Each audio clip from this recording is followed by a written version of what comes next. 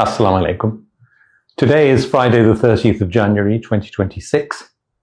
For the last several days, rumors have been swirling all around Pakistan and indeed the whole world about the current health situation of Mr. Imran Khan. 2 days ago, a government spokesperson confirmed that Mr. Khan had been taken to a hospital in Islamabad over the weekend for some urgent treatment for an eye condition. Unfortunately, at this time, we have no confirmation as to the nature of his condition, any investigations that have been carried out, or what kind of treatment has been provided. We are hearing repeatedly that this is a condition called central retinal vein occlusion, which simply put is a blockage in the vein which drains blood from the eyeball.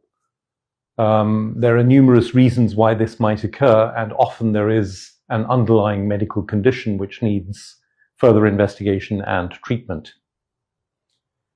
Broadly speaking, and obviously I'm not an eye specialist, but broadly speaking, the treatment for this condition often involves injections into the eye of specialized medications, sometimes in combination with steroid injections into the eye, and in some cases laser treatment is also required.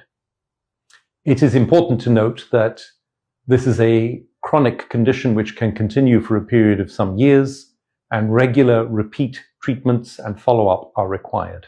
We have every confidence in the abilities and professionalism of the physicians at the hospital in Islamabad, where Khan Sahib is said to have been taken for treatment.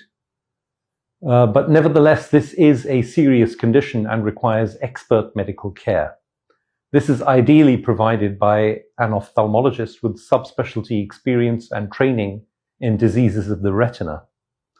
To the best of our knowledge, there are no retinal specialists at this hospital in Islamabad. If there are, and it was in fact a retinal specialist who saw Khan Sahib, then all well and good. But that remains a serious concern from our point of view. As I said earlier, there can be underlying medical conditions which can cause this. These include high blood pressure, diabetes, elevated cholesterol and other lipids in the blood, some autoimmune conditions, and hypercoagulable states, which means that which is a condition in which the blood may be more sticky and thick than usual and therefore is more likely to clot. It is therefore essential that Khan Sahib also undergo investigation for these conditions and treatment if in fact any of these were found in his case. This is why it is extremely important that he be seen not only by an ophthalmologist with experience and training in retinal diseases, but also by a general physician, and ideally by someone such as myself or my colleague Dr. Faisal Sultan, who are familiar with Khan Sahib's history over the past many years. Yesterday evening, I received a phone call from Khan Sahib's legal team, in particular Mr. Salman Akram Raja, suggesting that it might be possible that we would get permission to see Khan Sahib late last night, so the night of Thursday, the 29th of January. I asked a colleague, Dr. Khurram Azam, who is a renowned ophthalmologist and a specialist in retinal diseases here in Lahore, to accompany me. He very kindly agreed to do so, literally at a moment's notice. And we drove up to Adiala jail last night. We got there just before 11 p.m. Unfortunately, permission could not be obtained, and so we were not able to see Khan Sahib on this occasion. We left the vicinity of the prison sometime after midnight last night. It goes without saying that we are happy to go again as many times as necessary, and whenever the legal team feels that permission might be forthcoming, or when in fact permission is obtained.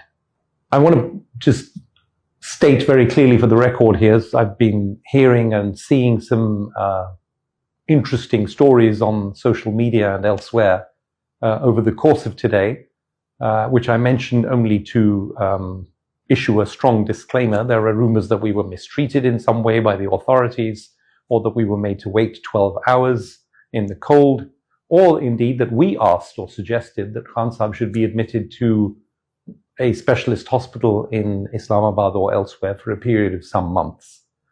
These are all categorically untrue. We were not mistreated in any way. We did not have to wait any longer than we wished to, because it became apparent soon after midnight that we were not going to be given permission. And we did not at any point say that Khan Sahib should be admitted for a prolonged period to another hospital. What we did say and stressed repeatedly then, and I'd like to stress that again today, is that this is a chronic condition. It will require repeat visits to hospital. Any treatments to be administered for this condition need to be done in hospital, as was apparently the case on the first occasion earlier this week. And so we would certainly request the authorities to ensure that Khan Sahib has access to a retinal specialist, an expert in this condition, and that he be given the care appropriate to any citizen of Pakistan, or any human being indeed, for a condition like this. This is not a condition that can be treated in prison. He will need to keep going to hospital for repeat treatments and for follow-up for the next many months, and perhaps a period of up to 2 or 3 years, wherever he is during that time. Clearly, Dr. Khurram Azam, my colleague from Lahore, who is a retinal specialist, is more than happy to go back to see Khan Sahib as and when required. But we have also provided the legal team in Rawalpindi with the names of 2 experts in retinal diseases based in Rawalpindi and Islamabad, who could be called upon to assist in the treatment and to take over Khan Sahib's care for this condition if needed.